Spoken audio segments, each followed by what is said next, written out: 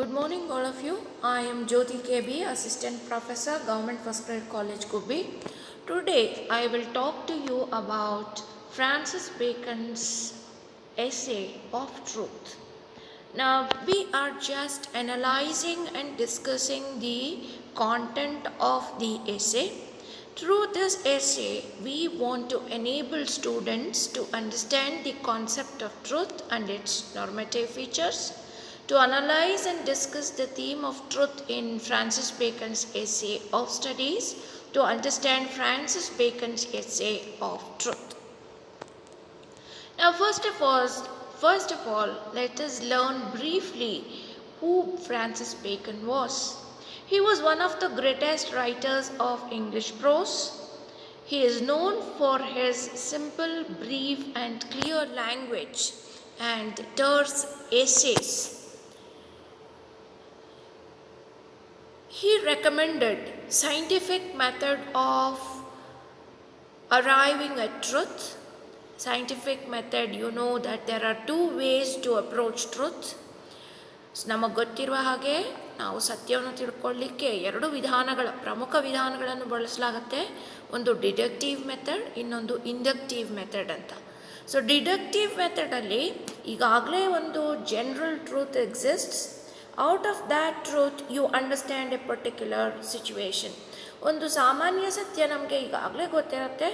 ಅದರ ಸಾಮಾನ್ಯದ ಸತ್ಯದ ಮೂಲಕ ಒಂದು ನಿರ್ದಿಷ್ಟ ಪರಿಸ್ಥಿತಿಯನ್ನು, ನಿರ್ದಿಷ್ಟ ಸತ್ಯವನ್ನು ಅರ್ಥ ಮಾಡ್ಕೋತೀವಿ ನಾವು. For example, all crows are black, ಎಲ್ಲ ಕಾಗೆಗಳು ಕಪ್ಪಾಗಿವೆ. Therefore the crow on the tree is also black. So you move from general to the particular. But Francis Bacon recommended inductive method rather than deductive method. Inductive ಬದಲಾಗಿ ಅವರು deductive ಮೆಥಡ್ನ ಬದಲಾಗಿ inductive ಮೆಥಡನ್ನು ಸತ್ಯವನ್ನು ಅರಿಯಲಿಕ್ಕೆ use ಮಾಡುವಂಥ ಮೆಥಡನ್ನು recommend ಮಾಡ್ತಾರೆ. So what does this inductive method say? Inductive says that in order to learn nature, you move from particular to the general. ಒಂದು ನಿರ್ದಿಷ್ಟವಾದ context, ನಿರ್ದಿಷ್ಟವಾದ ಸತ್ಯದ ಮೂಲಕ ಸಾರ್ವತ್ರಿಕ ಸತ್ಯವನ್ನು ತಲುಪಬೇಕು ಅನ್ನೋದು ಅವರ ಉದ್ದೇಶವಾಗಿರುತ್ತೆ. So to put it in the form of a graph, put it in the form of a small note. So you first start by asking questions. So you have a doubt in your mind, you start asking questions. Next you do background research, then you start to examine other content based on the question. ನೀವು ಮೊದಲು ಪ್ರಶ್ನೆ ಮಾಡೋಕ್ಕೆ ಶುರು ಮಾಡ್ತೀರಾ. ಆ ಪ್ರಶ್ನೆಯನ್ನು ತಗೊಂಡು ಅದರ ಸುತ್ತ ಯಾವ್ಯಾವ ಅನ್ವೇಷಣೆಗಳು ಈಗಾಗಲೇ ಆಗಿದೆ ಅನ್ನೋದನ್ನು ಅರ್ಥ ಮಾಡ್ಕೋತೀರಾ. Then you construct an hypothesis. Hypothesis is a general untested statement, a suspected statement. ಅಂದರೆ ಹೀಗಾಗಬಹುದು ಒಂದು ಊಹೆ, ಒಂದು ಡೌಟ್, ಒಂದು ಸಸ್ಪೆಕ್ಷನ್, ಒಂದು ಪ್ರಿಡಿಕ್ಷನ್ ಅನ್ನು ನೀವು ಮಾಡ್ಕೊಳ್ತೀರ. Then you start doing experiment, then you analyze the result, and then you arrive at any of these two statements. ಯಾವುದಾದ್ರೂ ಎರಡು ನಿರ್ಧಾರಕ್ಕೆ ಬರ್ತೀರಾ. ಒಂದು, ಹೈಪೋಥೆಸಿಸ್ ಇಸ್ ಟ್ರೂ, ಹೌದು ನಾನು ಊಹೆ ಮಾಡಿದ್ದು ಸರಿ. ಎರಡನೇದು, ನಾನು ಊಹೆ ಮಾಡದೇ ಇದ್ದಿದ್ದು ಸರಿ. ಅಥವಾ ಪಾರ್ಷಿಯಲಿ ಟ್ರೂ, ಅರ್ಧ ಸತ್ಯ ಅರ್ಧ ಸುಳ್ಳು. ಈ ಥರ ನೀವು ಕನ್ಕ್ಲೂಷನ್ನಿಗೆ ಬರ್ತೀರಾ. ಇದು inductive method of arriving at truth. ಸತ್ಯವನ್ನು ಅರಿಯಲಿಕ್ಕೆ ಇರುವಂಥ ಇಂಡಕ್ಟಿವ್ ಮೆಥಡನ್ನು ಸ್ಟೇಜಸ್, ಲೆವೆಲ್ಸ್. ಸೊ ಈ ರೀತಿ ಫ್ರಾನ್ಸಿಸ್ ಬೇಕನು ಸತ್ಯದ ಅನ್ವೇಷಣೆ ಮಾಡಿ ಅಂತ ರೆಕಮೆಂಡ್ ಮಾಡ್ತಾರೆ. Now what does he want to say in this essay of truth? So today we are learning his essay of truth. First, in the first paragraph, he talks the conditions in which truth escapes and eludes human perception. So always human beings are not able to arrive at truth is because there are certain conditions which make your perception to fool itself. ಅಂದರೆ ಒಂದು ಮನುಷ್ಯನ ಗ್ರಹಿಕೆಗೆ ತಪ್ಪಿ ಹೋಗುವಂಥ certain condition ಪರಿಸ್ಥಿತಿಗಳು ಇರುತ್ತೆ. ಆದ್ದರಿಂದ ನಾವು ಸತ್ಯವನ್ನು ಅರಿಲಿಕ್ಕೆ ಆಗಲ್ಲ. ಮನುಷ್ಯನ ಗ್ರಹಣೆ ಮಾಡುವ ಶಕ್ತಿಯಲ್ಲೇ ಕೆಲವು ಲೋಪಗಳಿರುತ್ತೆ ಅಂತ. So first deficiency or first lapse in human perception is that you pass into judgments without doing an analysis of truth, without trying to examine, experiment and analyzing the various elements of truth. You arrive at certain conclusion. The first way in which truth will escape your hands, escape your perception, is when you don't do analysis of the situation or you don't do the experiment on the conditions properly. ನೀವು ಸರಿಯಾಗಿ ಗ್ರಹಣ ಯಾಕೆ ಮಾಡಲ್ಲ ಅಂದರೆ ನೀವು ಆ ಪರಿಸ್ಥಿತಿಯ ಸತ್ಯವನ್ನು ವಿಶ್ಲೇಷಣೆ ಮಾಡದೇ ಇರೋದು ಮೊದಲನೆಯದು. So as ancient Roman governor Pilot passed a judgment on Christ's crucifixion without doing an analysis of truth and waiting for the truth to emerge, generally human beings fail to get into truth. ಸತ್ಯವನ್ನು ದಾರಿಯಲ್ಲಿ ಹುಡುಕಲಿಕ್ಕೆ ಸೋತು ಹೋಗ್ತಾರೆ. Second reason why human perceptions fall or fail to arrive at truth is because skeptical minds refuse to be convinced of truth. They are not convinced of truth even when it emerges. Second reason is human beings strongly believe in certain things which they are not ready to adapt, adjust and modify. So ಕೆಲವು ಜನರು ತಾವು ಗ್ರಹಿಸ್ಕೊಂಡಿರುವುದೇ ಸತ್ಯ ಎಂದು ಎಷ್ಟರ ಮಟ್ಟಿಗೆ ನಂಬ್ಕೊಂಡ್ಬಿಟ್ಟಿರ್ತಾರೆ ಅಂದರೆ ಯಾವುದೇ ಹೊಸ ಸತ್ಯ ಸರಿಯಾದ ಪುರಾವೆಗಳನ್ನು ಇಟ್ಕೊಂಡಿದ್ರು ಕೂಡ ಅದನ್ನು ನಂಬುಕೋದಕ್ಕೆ ಅವರು ತಯಾರಿರೋದಿಲ್ಲ. Then another reason why human beings fail to arrive at proper truth is because some people believe in truth by changing their minds frequently. Second reason is some people believe that if I keep a truth constantly, it means that I'm not growing. So to grow yourself or to show yourself that you are progressing, you need to change. So they have certain perception which they take change as a common phenomenon. So ಕೆಲವು ಜನರು ಇರ್ತಾರೆ, ನಾನು ಒಂದೇ ಸತ್ಯವನ್ನು ಹಿಡ್ಕೊಂಡು ಕೂತ್ಕೊಂಡ್ರೆ ನಾನು ಬೆಳೀತಿಲ್ಲ, ಪ್ರಗತಿಯಲ್ಲಿಲ್ಲ ಅಂತ ಅನ್ಸುತ್ತೆ ಅಂತ ಹೇಳಿ ಕಾನ್ಸ್ಟೆಂಟಾಗಿ ಅವರು ಸತ್ಯಗಳನ್ನು ಬದಲಾಯಿಸ್ತಾ ಇರ್ತಾರೆ. ಸೊ ಹಾಗಾಗಿ ಅವರು ಸತ್ಯವನ್ನು ಅರಿಯುವ ದಾರಿಯಲ್ಲಿ ಸೋಲ್ತಾರೆ. ಮೂರನೆಯ condition. Then Bacon talks about why do not the people speak truth. So ಕೆಲವರಿಗೆ ಸತ್ಯ ಗೊತ್ತಿರುತ್ತೆ, but still they don't express, they don't come out with what they have understood. ಸತ್ಯ ಗೊತ್ತಿದೆ, ಸತ್ಯ ಗೊತ್ತಾಗದೇ ಇರೋದಕ್ಕೆ ಏನು ಕಾರಣ ಅಂತ ಇದುವರೆಗೂ ನೋಡ್ಕೊಂಡು, ಈಗ ಸತ್ಯ ಗೊತ್ತಾದರೆ ಯಾಕೆ ಸತ್ಯವನ್ನು ಹೇಳಲ್ಲ ಅಂತಂದರೆ, first because the Discovery of truth requires time and effort. ಯಾಕೆಂದರೆ ಟ್ರುತ್ತಿನ ಹಾದಿ ಅಂದರೆ ಸತ್ಯವನ್ನು ಅರಿಯುವ ದಾರಿಯನ್ನೇ ತುಂಬ ಸಮಯ ಮತ್ತು ಶಕ್ತಿಯನ್ನು ವ್ಯಯ ಮಾಡಬೇಕಾಗತ್ತೆ. ಅದನ್ನು ಮಾಡಲಿಕ್ಕೆ ಮನುಷ್ಯರು ತಯಾರಿರಲ್ಲ. ಎರಡನೇದು, truth is always difficult to digest. ತುಂಬ ಕಷ್ಟ ಆಗುತ್ತೆ ಸತ್ಯವನ್ನು ಅರಗಿಸ್ಕೊಳ್ಳೋದು. Third reason why people do not speak truth, ಸತ್ಯವನ್ನು ಯಾಕೆ ಹೇಳಲ್ಲ ಅಂದರೆ, ಲೈಸ್ ಆರ್ ಅಟ್ರಾಕ್ಟಿವ್. ಸತ್ಯಕ್ಕಿಂತ ಸುಳ್ಳುಗಳು ಹೆಚ್ಚು ಆಕರ್ಷಕವಾಗಿರುತ್ತೆ. ಸೊ ಸುಳ್ಳಿನಿಂದಲೇ ಹಲವಾರು ಕೆಲಸಗಳು ಸಾಧ್ಯ ಆಗತ್ತೆ.